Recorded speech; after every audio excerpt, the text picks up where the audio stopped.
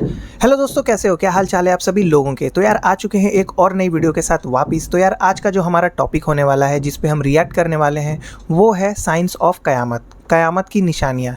तो चलो यार वीडियो को लाइक करके रेडी हो जाओ, वीडियो को अब शुरू करते हैं।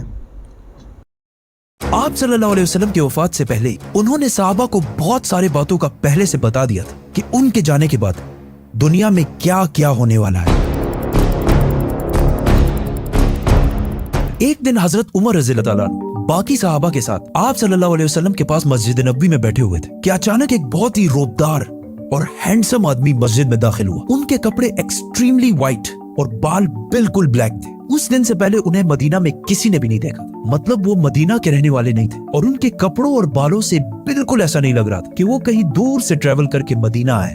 मस्जिद में बैठे सारे सहाबा इस शख्स को गौर से देख रहे थे। वो आदमी सीधा मस्जिद नबवी के अंदर आया और आके रसूलुल्लाह सल्लल्लाहु अलैहि वसल्लम के बिल्कुल सामने बैठ गया और कहा, ए मोहम्मद, मुझे इस्लाम के बारे में बताएं। इस आदमी के जाने के बाद आप सल्लल्लाहु अलैहि वसल्लम ने सहाबा से पूछा कि क्या तुमने इस शख्स को पहचाना? ये जिब्रील अलैहिस्सलाम थे और तुम्हें तुम्हारा दीन सिखाने के लिए आए थे। आप सल्लल्लाहु अलैहि वसल्लम ने जिब्रील को इस्लाम के बारे में बताया कि अल्लाह के सिवा किसी को खुदा ना मानना, मोहम्मद को अल्लाह का रसूल मानना, नमाज, रोजा, ज़कात और हज अदा करना। जिस पर जिब्रील अलैहिस्सलाम ने कहा कि आपने बिल्कुल सच फरमाया। फिर जिब्रील अलैहिस्सलाम ने आप सल्लल्लाहु अलैहि वसल्लम से ईमान के बारे में पूछा। आप सल्लल्लाहु अलैहि वसल्लम ने फरमाया कि अल्लाह को मानना, उसके एंजल्स, फरिश्तों को मानना, उसकी किताबों को मानना, उसके पैगंबरों को मानना, आखिरत को मानना और तकदीर को मानना। जिस पर जिब्रील अलैहिस्सलाम ने फिर कहा कि आपने बिल्कुल सच फरमाया। जिब्रील अलैहिस्सलाम ने आप सल्लल्लाहु अलैहि वसल्लम से एहसान के बारे में भी पूछा और फिर जिब्रील अलैहिस्सलाम ने आप सल्लल्लाहु अलैहि वसल्लम से पूछा कि कयामत, द डे ऑफ जजमेंट,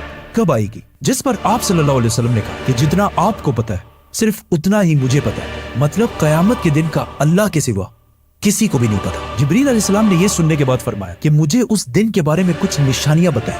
अब तक इस डिस्कशन में जितनी भी बातें हुई उन सबको आप सल्लल्लाहु अलैहि वसल्लम पहले भी एक्सप्लेन कर चुके, क्योंकि ये वाकया आप सल्लल्लाहु अलैहि वसल्लम की वफात से कुछ ही अरसे पहले हुआ था, जब ऑलमोस्ट सारा कुरान नाजिल हो चुका था। लेकिन इसके बाद जो आप सल्लल्लाहु अलैहि वसल्लम ने कयामत की निशानियां बताई, वो इससे पहले किसी को भी पता नहीं थी। और इन निशानियों का ताल्लुक सहाबा से ज्यादा हमसे है, क्योंकि जो निशानियां आप सल्लल्लाहु अलैहि वसल्लम ने बताई वो सहाबा ने अपनी जिंदगी में पूरे होते नहीं देखी, बल्कि वो निशानियां आज हम देख रहे हैं। Which means जिब्रील अलैहिस्सलाम सिर्फ सहाबा को नहीं बल्कि आज के मुसलमानों को भी कयामत की बहुत इंपॉर्टेंट निशानियां सिखाना चाहते थे। आप सल्लल्लाहु अलैहि वसल्लम ने जिब्रील अलैहिस्सलाम को जवाब दिया कि जब एक लौंडी अपने मालकन को जन्म देगी, जिसको बहुत सारे स्कॉलर समझते हैं कि जब औलाद अपने वालिदैन को गुलाम समझेगी, और जब ये नंगे पैर गरीब शेफर्ड्स, चरवाहे एक दूसरे से लंबी बिल्डिंग्स बनाने में कंपटीशन, मुकाबला करेंगे। जिब्रील अलैहिस्सलाम ने फिर कहा कि आपने बिल्कुल सच फरमाया और उठकर वहां से चले गए। आप सल्लल्लाहु अलैहि वसल्लम ने सहाबा को भेजा कि कोई जाकर इस आदमी को ढूंढे, लेकिन उस दिन के बाद ये आदमी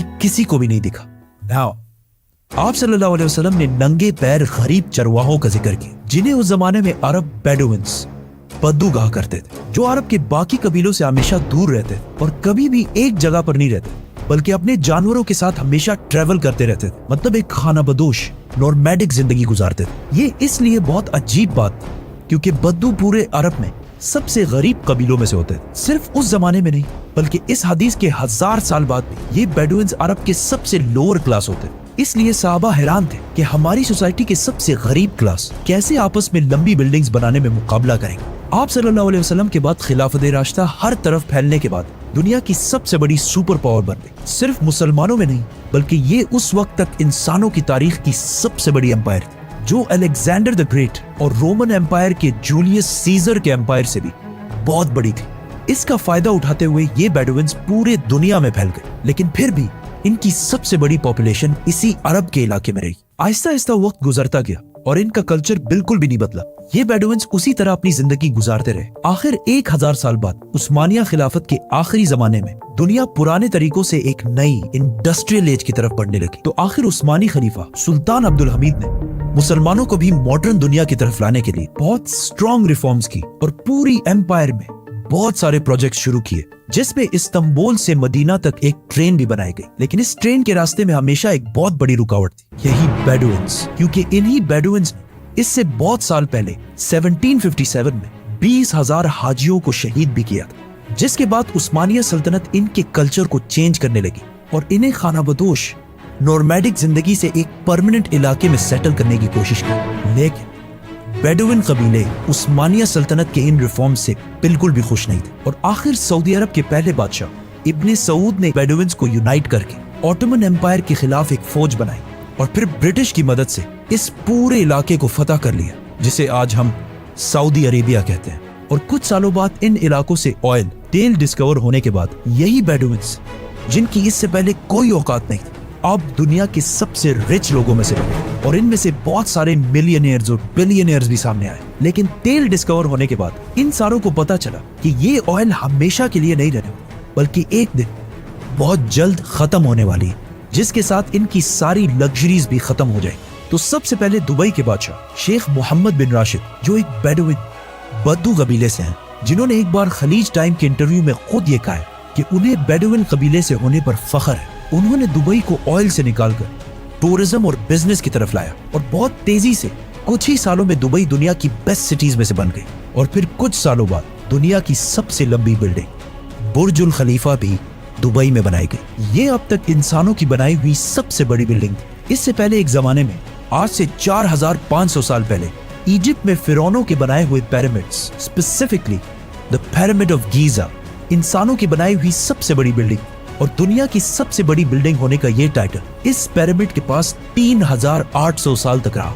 मतलब फिरौन के बाद 3800 साल तक कोई भी फिरौन से लंबी बिल्डिंग नहीं बना सके। लेकिन 3800 साल बाद यूरोप के एक चर्च ने पिरामिड्स का ये रिकॉर्ड तोड़ दिया, जिसके बाद पेरिस के आईफिल टावर और 9/11 में तबाह होने वाले वर्ल्ड ट्रेड सेंटर भी दुनिया की सबसे बड़ी बिल्डिंग्स रह चुकी हैं।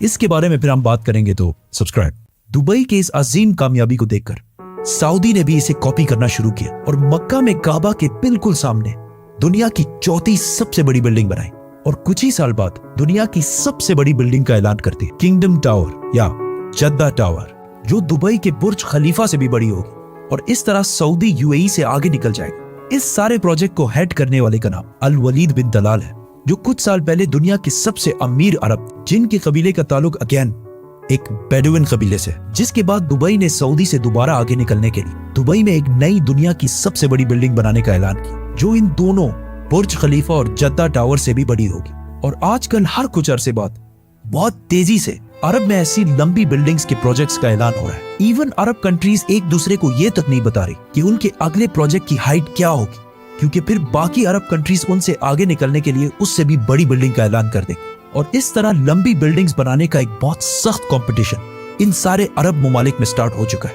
जिनमें ऑलमोस्ट सारे प्रोजेक्ट्स के पीछे ऐसे लोग हैं जिनका कोई ना कोई ताल्लुक उन्हीं बेडुइन कबीलों से। और आज ये जो कुछ भी हो रहा है, इस सब का रसूलुल्लाह सल्लल्लाहु अलैहि वसल्लम ने आज से 1400 साल पहले ही जिब्रील अलैहिस्सलाम और सहाबा को बता दिया था कि एक दिन ये बेडुइन्स, जो आज नंगे पैर और बहुत ही गरीब शेपर्ड्स, चरवाहे हैं, वो एक दूसरे से लंबी बिल्डिंग्स बनाने में मुकाबला करें। और ये कयामत की इतनी इंपॉर्टेंट निशानी है कि जिब्रील अलैहिस्सलाम खुद मुसलमानों को ये सिखाने आए थे। और आज रसूलुल्लाह सल्लल्लाहु अलैहि वसल्लम की बताई हुई इस निशानी को हम अपने आंखों के सामने पूरा होते देख रहे हैं। सब्सक्राइब।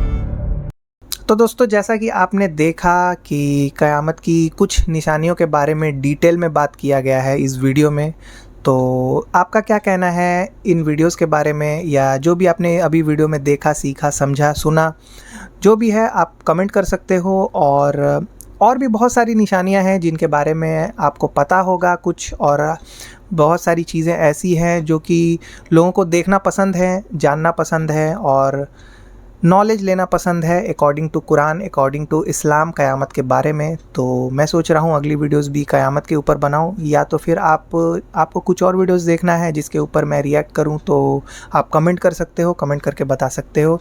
फ़िलहाल आज के वीडियो में बस इतना ही था।